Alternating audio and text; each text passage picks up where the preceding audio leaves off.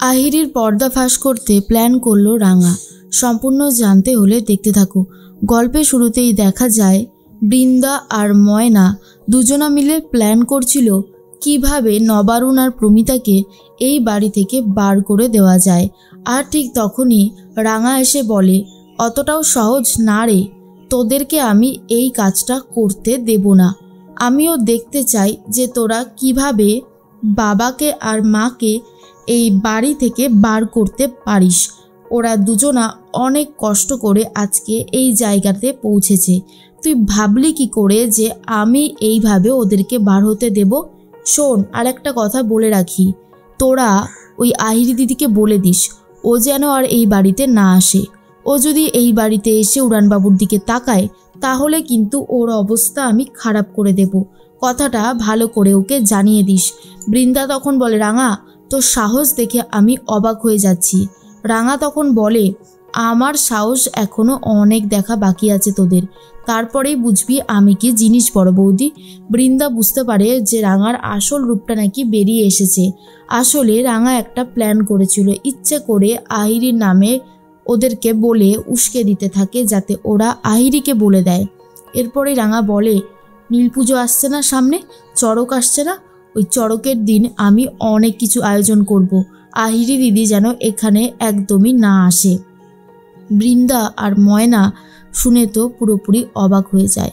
এদিকে আক্কু চলে গেছে প্রমিতার সাথে কথা বলতে আর বলে, মা, এইভাবে রাঙার এই কাজগুলোকে একদমই সহ্য করা যাচ্ছে না, তুমি যেভাবেই হোক এর একটা বিহিত করো।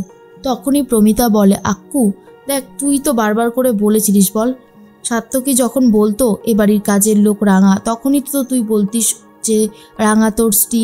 সেই হিসেবেই মনে হচ্ছে রাঙা এখন এই কথাগুলো বলছে।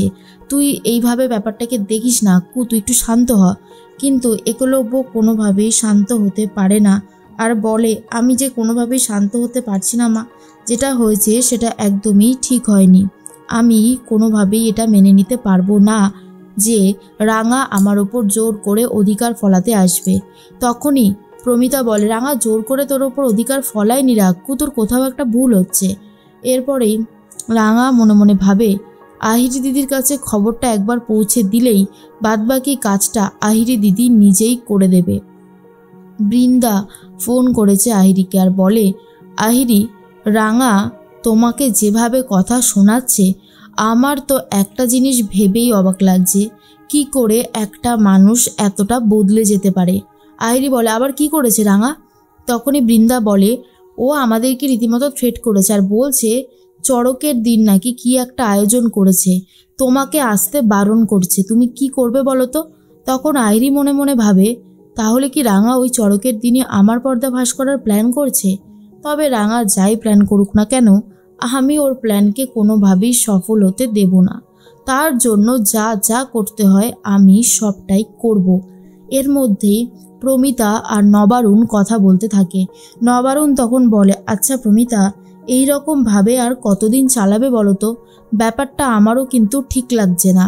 প্রমিতা তখন বলে, আরে দেখো না নবারুণ, এখন যদি আহিরির ব্যাপারে আমরা আক্কুকে কিছু বলি, আক্কু বিশ্বাস করবেই না যে আহিরি এরকম কিছু করতে পারে।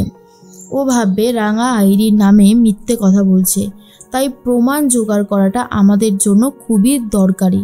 তখন নবারুণ বলে, ভাবতে পারিনি যে আহিরি কখনো এরকম কোনো কাজ করতে পারে।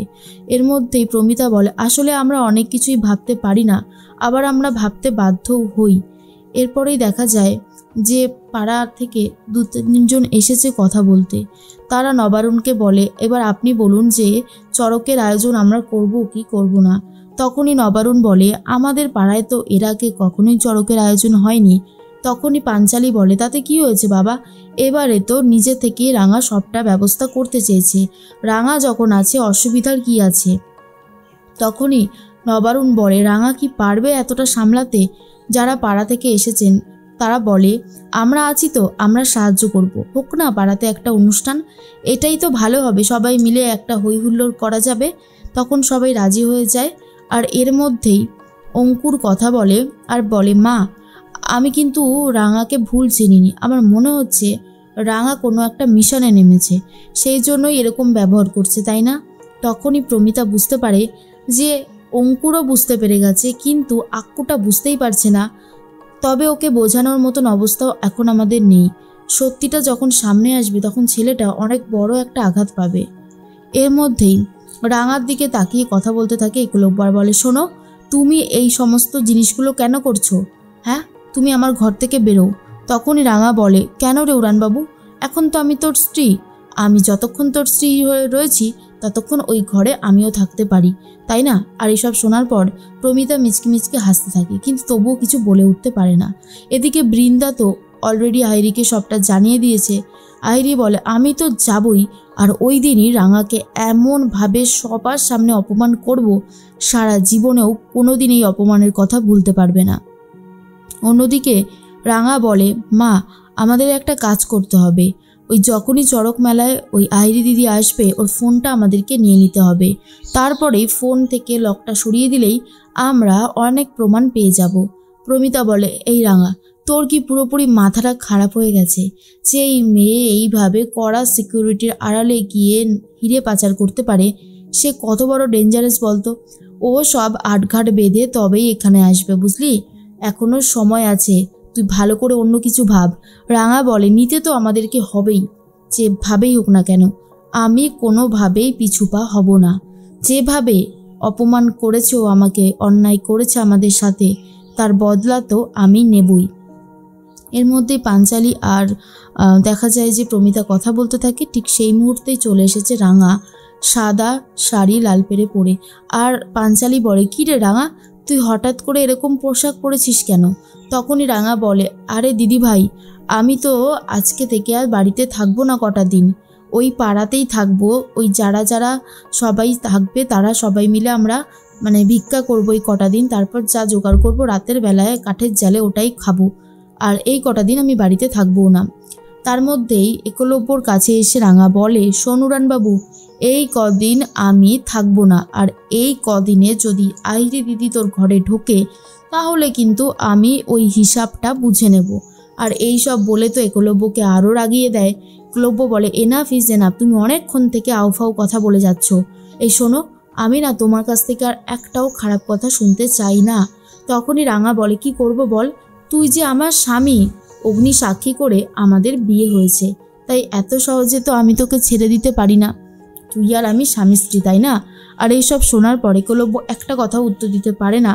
প্রমিতা আর পাঞ্চালি রীতিমতো হাসাহাসি করতে থাকে, আর রাঙা ঘর থেকে বেরিয়ে যাচ্ছে। আর যাওয়ার আগে বলে, আমি এই ঘর থেকে বেরোলাম আর ফিরবো আইরি দিদির মুখোশটা সবার সামনে খুলে দিয়ে।